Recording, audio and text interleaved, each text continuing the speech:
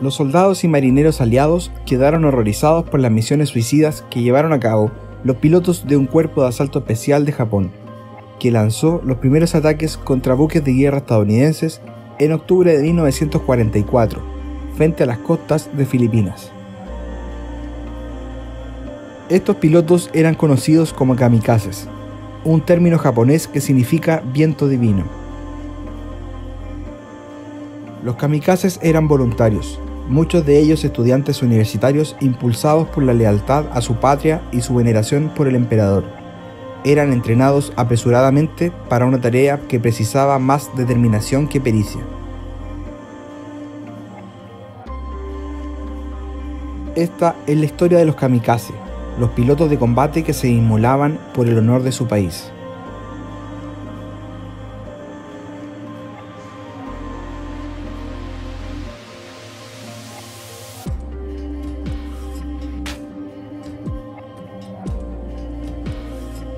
Pero antes de conocer más detalles de esta historia, no olvides suscribirte al canal de La Neura y activar las notificaciones para estar al tanto de los nuevos videos que se suben y así ayudarnos a seguir creciendo. A fines del siglo XIII, la flota de Kublai Khan fue derrotada por enormes tifones. Muy superior en número y fortaleza, la victoria se descontaba, pero 2 veces fracasó en su intento de invadir Japón.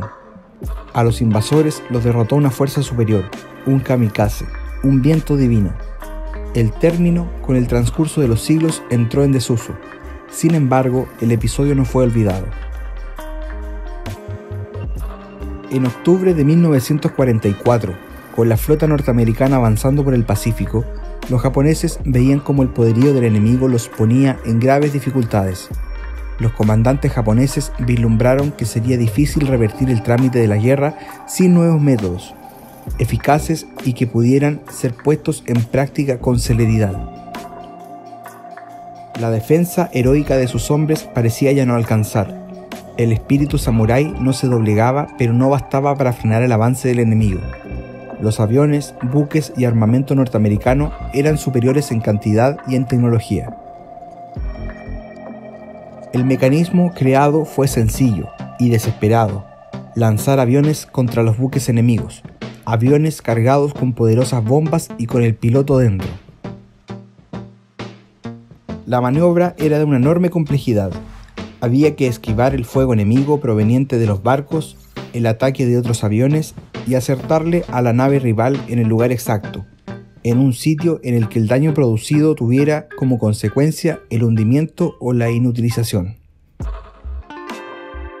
Se podría discutir si los kamikazes eran suicidas. Morían voluntariamente, es cierto, pero el fin de su accionar no era perder la vida, era una consecuencia de un acto con un móvil superior. Sus objetivos eran claros: defender al país, resguardar el honor imperial y destruir al enemigo. La creación de las fuerzas de ataque especial es atribuida al almirante Takehiro Onishi. Ningún oficial se opuso a la idea. Sabía que encontrarían voluntarios. Morir por la nación es vivir. En las paredes de Tokio y los diarios japoneses proliferaban frases como estas. Es probable que los japoneses no necesitaran de ellas. Se ofrecían en masa para integrar las fuerzas de ataque especial. Los pilotos kamikazes, antes de ingresar a la cabina de su nave, se despedían con una frase singular: Yasukuni de Aou. Nos vemos en Yasukuni. Yasukuni es un templo sagrado, donde moran los guerreros. Los que caen en el campo de batalla se convierten en kami, en dioses. En la instrucción de los pilotos se hacía hincapié en el despegue y en las maniobras que hacían impactar el avión contra el objetivo enemigo. En la instrucción no se perdía tiempo enseñando cuestiones superfluas como el aterrizaje. Antes de subir por última vez a su avión, los pilotos cumplían con un rito. Los despedía el comandante de la base con un discurso emotivo y un poema que les escribía para la ocasión. Los pilotos también escribían cartas a sus familiares y un haiku fúnebre. A su vez dejaban un mechón de pelo y un trozo de uña envuelto en papel para sus seres queridos. En la pista tomaban una taza de sake, y comían un puñado de arroz. Luego se colocaban enfrente del hachimaki, una cinta blanca con el círculo rojo en el medio. En el momento de subir al avión, el saludo con los otros pilotos, la cita en Yasukuni, ingresaban a su cabina, adornaban con ramas de cerezo y con la foto o las cenizas de un compañero o familiar al que iban a vengar. Después emprendían el viaje postrero. Antes de morir, la última palabra, el grito final. Isatsu, no vamos a fallar.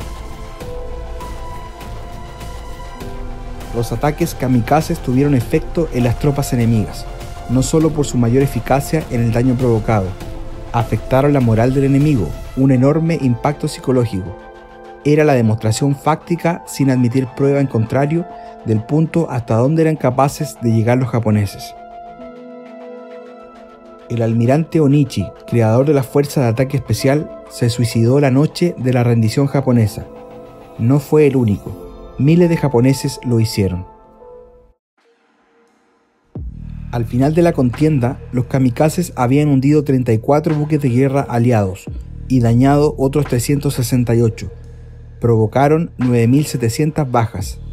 En el bando japonés murieron hasta 4.000 pilotos suicidas, cuyo sacrificio fue infructuoso.